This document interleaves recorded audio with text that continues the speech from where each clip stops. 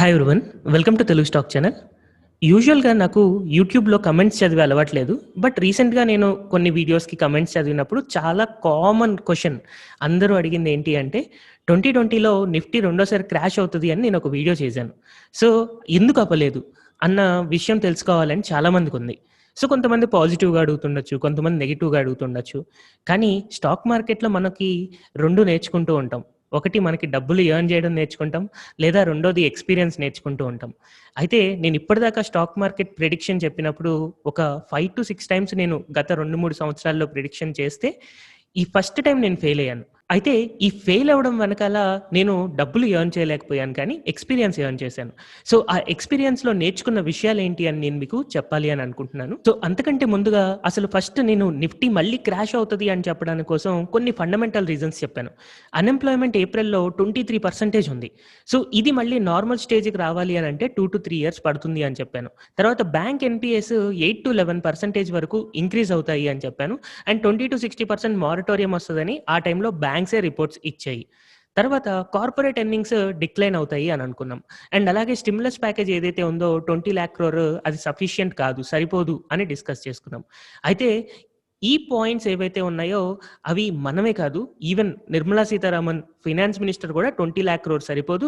ఇంకా fiscal deficit అనేది మేము ఇంకా పెంచుతాము అని చెప్పి నిర్మలా సీతారామనే అంటున్నారు కాబట్టి స్టిమ్యులస్ ప్యాకేజ్ సరిపోదు అనే విషయం పక్కాగా కరెక్టే. సో, రిమైనింగ్ 3 ఫ్యాక్టర్స్ గనక నేను చూసుకుంటే first of all unemployment in 2019 December 2019లో అన్‌ఎంప్లాయ్‌మెంట్ ఇండియాలో 7.6% ఉంది. సో, ఒక్కసారి మనం కామన్ సెన్స్‌తో ఆలోచిద్దాం. ఇప్పుడు ప్రెజెంట్ డిసెంబర్ 2020లో లేదా నవంబర్ 2020లో అన్‌ఎంప్లాయ్‌మెంట్ ఎంతుండొచ్చు? సో, మీ కామన్ సెన్స్‌కి ఏమనిపిస్తుంది? పెరుగుంటుందనుకుంటున్నారా? లేదా తగ్గుంటుందనుకుంటున్నారా? సో, నా కామన్ సెన్స్‌కైతే పెరుగుంటుంది అని అనిపిస్తుంది. బట్ యాక్చువల్‌గా డేటా ప్రకారం చూసుకుంటే అన్‌ఎంప్లాయ్‌మెంట్ ఇన్ నవంబర్ 2020 6.51% అంటే ఇండియాలో 1,40,00,000 మందికి లాస్ట్ ఇయర్ కంటే ఇంకా ఎక్కువ మందికి ఉద్యోగాలొచ్చాయి అని చెప్పి రిపోర్ట్స్ వస్తున్నాయి. సో, మరి ఈ రిపోర్ట్స్‌లో ట్రూత్ ఎంత? సో, నాకైతే తెలీదు. నా కామన్ సెన్స్ దీన్ని యాక్సెప్ట్ చేయట్లేదు. సో, అసలు ఫస్ట్ నన్ను నమ్మాలనే ఉంది. నేనిక్కడ ఇచ్చిన నంబర్స్. సో, అందుకని నేను డైరెక్ట్‌గా వెబ్‌సైట్‌కి వెళ్లి చూపిస్తున్నాను. సో, ఆ వెబ్‌సైట్‌లో డిసెంబర్ 2019 7.6% అన్‌ఎంప్లాయ్‌మెంట్ ఉంది. అండ్ నవంబర్ 2020 6.51% ఉంది. అండ్ మధ్యలో మనం లాక్‌డౌన్ పీరియడ్‌లో 23.52% ఉంది. సో, నేను చెప్పిన ఫిగర్స్ కరెక్టే. అండ్ ఇక్కడ మనం కామన్ సెన్స్ ప్రకారం ఆలోచిస్తే అండ్ రియాలిటీ అండ్ ప్రాక్టికాలిటీ ఆలోచిస్తే నిజం ఎంతవరకు ఉంది అనేది మనకే అర్థమవుతుంది. తర్వాత బ్యాంక్ యొక్క NPS. So, state bank of India యొక్క ఎన్‌పీఎస్ Q3, Q4లో 2019లో ఎంతున్నాయంటే దగ్గరగా 9% యావరేజ్‌గా ఉన్నాయి. అయితే మరి ఎన్‌పీఎస్ అంటే ఏంటి? యాక్చువల్‌గా బ్యాంక్‌లో అప్పులు ఎగ్గొట్టే శాతం అనమాట. సో, 9% ఉండేది గత సంవత్సరంలో. అయితే ఈ ఇయర్‌లో చూసుకుంటే ఎంతుందో తెలుసా? వాళ్ళిచ్చిన డేటా ప్రకారం 6% ఉంది. అంటే 2019 కంటే 2020లో అందరూ అప్పు తీర్చేయగలిగారంట. అయితే ఇందులో మొరటోరియం డేటా ఇంక్లూడ్ అయ్యి లేదు. అయితే మొరటోరియం డేటా ఇంక్లూడ్ అయ్యి లేకపోతే వీళ్ళేం చేస్తారంటే ఫ్యూచర్‌లో రావచ్చేమో ఆ ఎన్‌పీఎస్ అని చెప్పి ప్రొవిజన్స్ ఇస్తూ ఉంటారనమాట. అయితే state bank of India provisions ఏం చేసిందంటే హెచ్‌డీఎఫ్‌సీ బ్యాంక్ కంటే కూడా చాలా తక్కువిచ్చింది. యూజువల్‌గా హెచ్‌డీఎఫ్‌సీ బ్యాంక్ అనేది చాలా వెల్ ఆర్గనైజ్డ్ బ్యాంకు. వాళ్ళ ఎన్‌పీఎస్ ఎప్పుడు కూడా 2% దాటలేదు. కానీ ఎన్‌పీఎస్ బాగా ఎక్కువుండే స్టేట్ బ్యాంక్ ఆఫ్ ఇండియా అంత తక్కువ ప్రొవిజన్స్ ఇచ్చి క్వార్టర్లీ రిజల్ట్స్ అన్నీ చాలా ప్రాఫిటబుల్‌గా చూపించుకుంటుంటే అది కూడా ఎంతవరకు నిజం అనేది కూడా నా కామన్ సెన్స్ యాక్సెప్ట్ చేయట్లేదు. సో, రియాలిటీ అంతా కూడా మనం ఫ్యూచర్ కోసం వెయిట్ చేసి చూడాల్సిందంతే. నెక్స్ట్ కంపెనీ ఎర్నింగ్స్ పెరగాలి అనంటే ఒకటి సేల్స్ అన్నా పెరగాలి లేదా ఎక్స్‌పెండిచర్స్ అన్నా తగ్గాలి. అయితే ఇప్పుడు లాక్‌డౌన్ వల్ల ఏమైందంటే చాలామంది వర్క్ ఫ్రమ్ హోమ్ చేస్తున్నారు కాబట్టి కంపెనీస్‌కి దాన్ని ఆఫీస్ మెయింటైన్ చేయడం కోసం అయ్యే ఖర్చంతా కూడా తగ్గిపోయింది. సో, ఆపరేషనల్ కాస్ట్ తగ్గడం వల్ల ఎర్నింగ్స్ పెరిగాయి అని చెప్పుకుంటున్నారు. కానీ రెవెన్యూ ఎంతవరకు పెరిగింది? సో, రెవెన్యూ పరంగా యాక్చువల్‌గా చాలా కంపెనీస్‌కి గ్రోత్ ఏమీ లేదు. కానీ స్టాక్ మార్కెట్‌లో మాత్రం చాలా గ్రోత్ వచ్చింది. అయితే స్టాక్ మార్కెట్ మనకెప్పుడు కూడా లీడింగ్ ఇండికేటర్. అంటే ఫ్యూచర్‌లో మనకు బాగా పెరుగుతాయి అన్న ఉద్దేశ్యంతో మార్కెట్ పెరుగుతుంది అని అనుకుంటూ ఉంటారు. బట్ మేబీ చూద్దాం మనం ఫ్యూచర్‌లో అన్నా సరే సేల్స్ పెరుగుతాయా లేదా అనేది.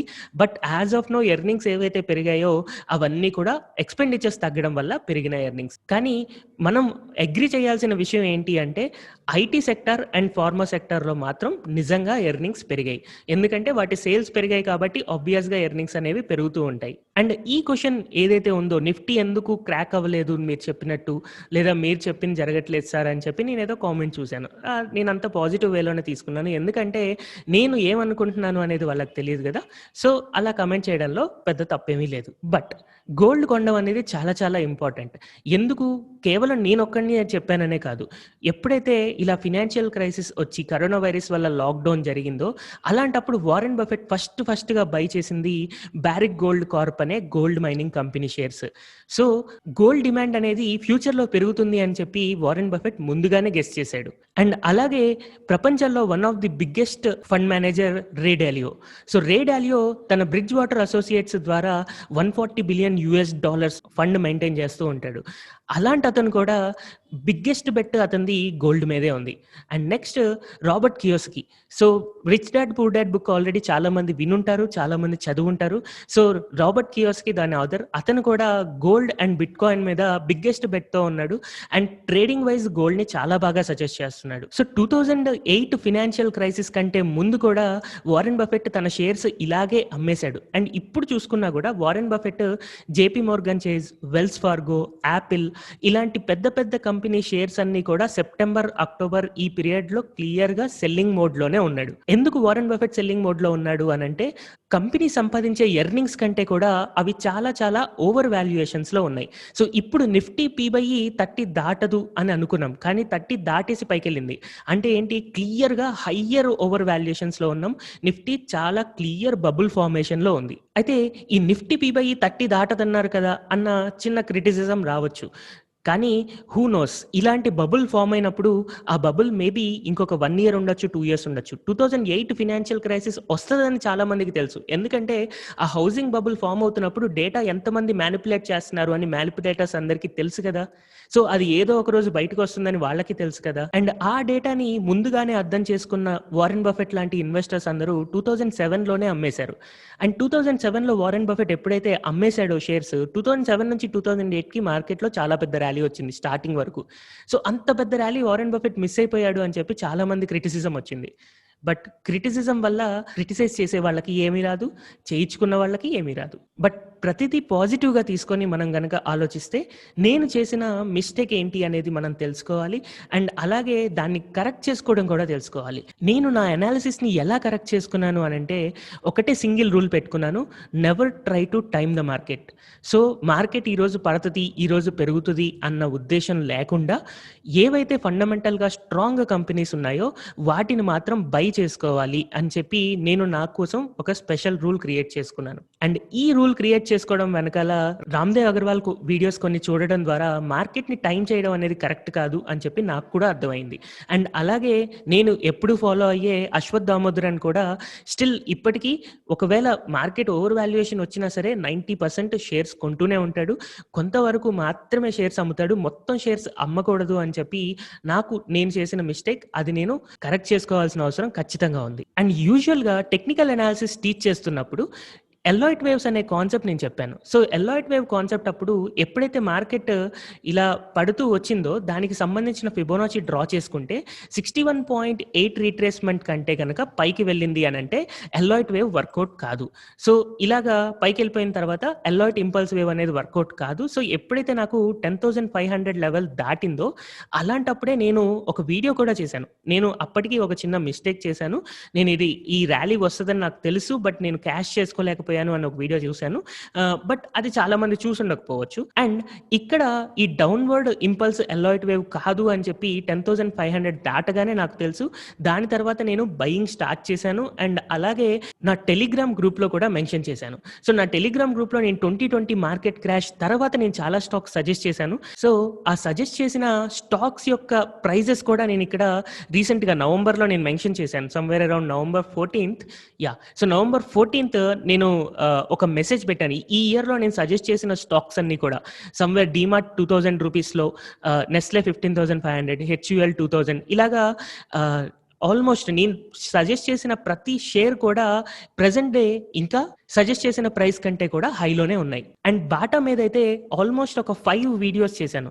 అరౌండ్ 1320, 1340 దగ్గర దాని ఇంట్రిన్సిక్ వాల్యూ ఉంది. పర్ఫెక్ట్ టైమ్ టు బై అని చెప్పి ఇంట్రిన్సిక్ వాల్యూ వీడియోస్ సిరీసే చేశాను. కాకపోతే 2020లో ఫ్రెష్‌గా నా వీడియోస్ చూడడం ఎవరైతే స్టార్ట్ చేశారో వాళ్ళు కేవలం ఆ ఒక్క వీడియో చూసి నిఫ్టీ ఖచ్చితంగా పడిపోతది, పడ్డాకే పెడదాం అని వెయిట్ చేసిన వాళ్ళు మాత్రమే ఈ గ్రూప్‌లో కొంచెం క్రిటిసిజం అనేది ఉంటుంది. బట్ వాళ్ళు సగం మాత్రమే ఫాలో అయ్యారు కాబట్టి నాకెలాంటి ఫీలింగ్ లేదు.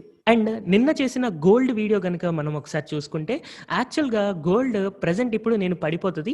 సమ్‌వేర్ ఇక్కడ 42,000-43,000 దాకా ఎల్లాయిట్ వేవ్ ఫార్మేషన్ ద్వారా రావచ్చు అని చెప్పి నిన్న వీడియోలో చెప్పాను.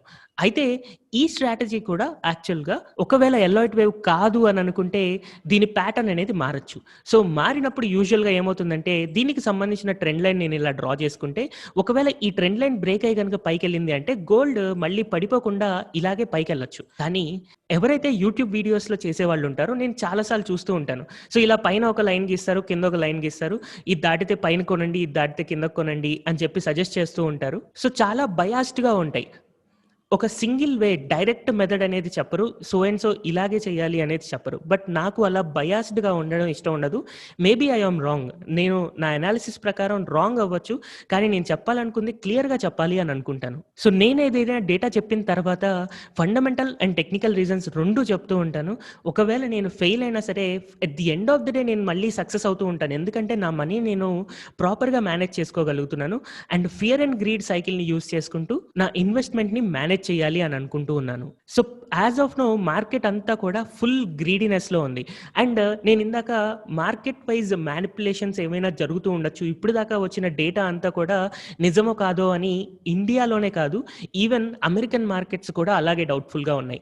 ఫర్ ఎగ్జాంపుల్ ఫైజర్ అనే స్టాక్ నవంబర్‌లో యూఎస్ ఎలక్షన్స్ తర్వాత ఒక రోజున కరోనా వైరస్ వ్యాక్సిన్ అనేది 90% ఎఫెక్టివ్‌గా ఉంది అని చెప్పి స్టేట్మెంట్ ఇచ్చింది. నెక్స్ట్ డే మోడర్నా అనే స్టాక్ 94.5% ఎఫిషియన్సీ ఉంది అని చెప్పగానే ఆ నెక్స్ట్ డే ఫైజర్ స్టాక్ మళ్ళీ ఈసారి మాది 95% ఎఫెక్టివ్‌గా ఉంది అని చెప్పింది. సో కేవలం ఒక్క రోజులో 90% ఎఫెక్టివ్ నుంచి 95% ఎఫెక్టివ్‌కి ఫైజర్ యొక్క డేటా ఎలా మారింది? సో దాని వెనకాల ఉన్న ట్రూత్ ఏంటి? సో ఈ నంబర్ గేమ్ అంతా కూడా ఒక కామన్ సెన్స్ ఇన్వెస్టర్‌కి అర్థం కాదు. కానీ నేను నా కామన్ సెన్స్‌ని నమ్ముతూ ఇన్వెస్ట్ చేయాలి అని అనుకుంటున్నాను. రియాలిటీలో ఇన్వెస్ట్ చేయాలి అని అనుకుంటున్నాను. ఎక్కడైతే మార్కెట్‌లో ఫుల్ ఆఫ్ గ్రీడ్ ఉందో అలాంటప్పుడు తక్కువ ఇన్వెస్ట్ చేస్తాను. మార్కెట్‌లో ఎప్పుడైతే ఫియర్ ఎక్కువగా ఉంటుందో అలాంటప్పుడు ఎక్కువ ఇన్వెస్ట్ చేస్తాను. ఇలా చేయడం ద్వారా నా మనీ అనేది ప్రాపర్‌గా మేనేజ్ అవుతుంది అని చెప్పి నా ఎక్స్‌పీరియన్స్ నాకు నేర్పించింది. సో ఈ వీడియో ద్వారా నేను కూడా ఇదే మీకు షేర్ చేయాలి అని అనుకున్నాను. So finally thank you everyone for watching this video.